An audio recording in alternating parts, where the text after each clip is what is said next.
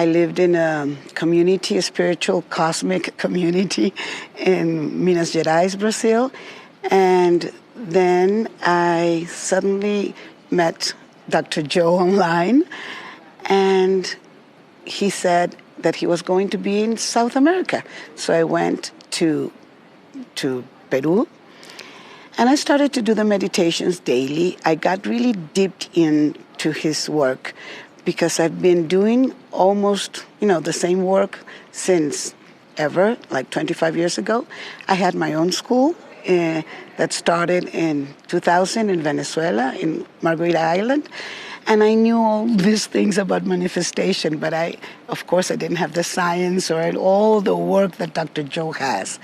So I was fascinated, and I got in deep, and then I went to Niagara Falls, and then I went back to my little town in Brazil, which didn't have not even street lights. And then I was diagnosed with cancer, breast cancer. And I was already deep in the work and everything, but thanks God I didn't start it, saying, why me? I said, oh my God, this is for something. I have to go deeper. I thought I was deep enough, but I wasn't. So I had to go deeper. And it was already the pandemic, 2020. I'm talking about June 2020.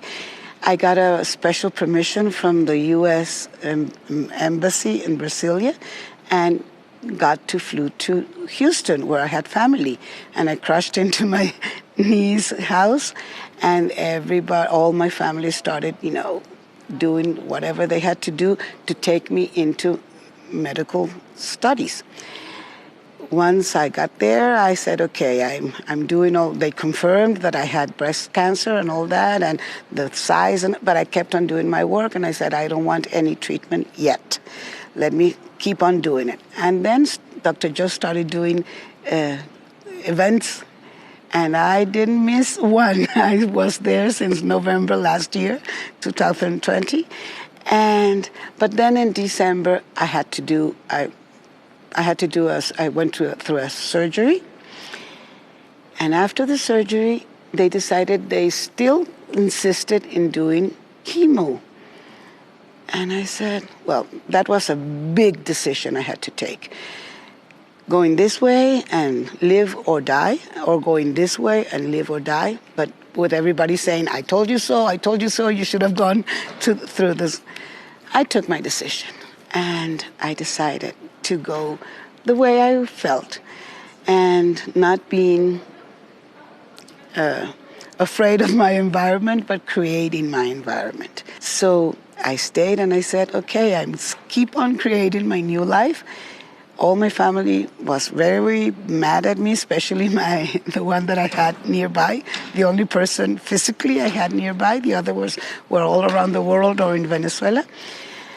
And I still decided to keep on doing the work and believing in me.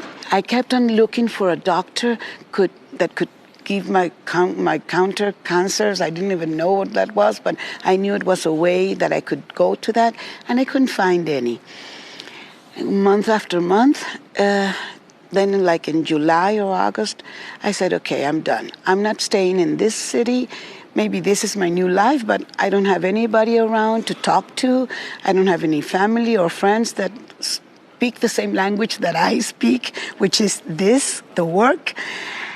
So if you don't give me somebody, well, I'll just go back to Venezuela. At least I have people there that, are in the same realm that I am.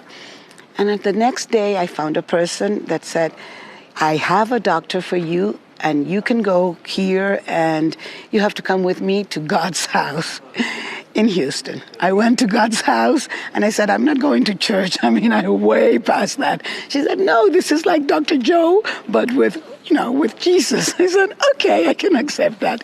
And I went there, and I waited I started meeting people, that I could talk to, and it was great, and it is still great. That was 5 months ago.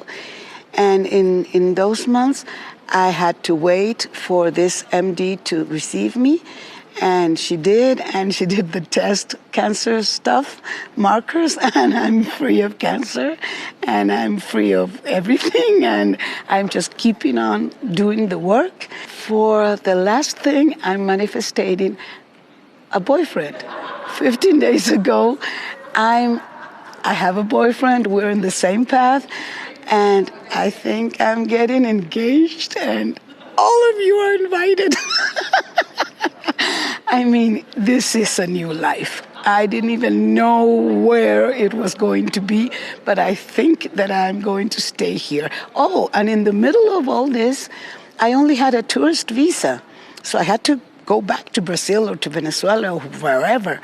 And the U.S. government decided to do, for the first time ever, just for Venezuelans, they could stay if they were here with a legal status. So I said, oh my God, I have to stay here. Well, I had to take a decision. I have taken a lot of decisions, but because the field has given me the opportunity, and it always respects my definitely decision, my free will. And I have said yes, yes, and it surprises me. And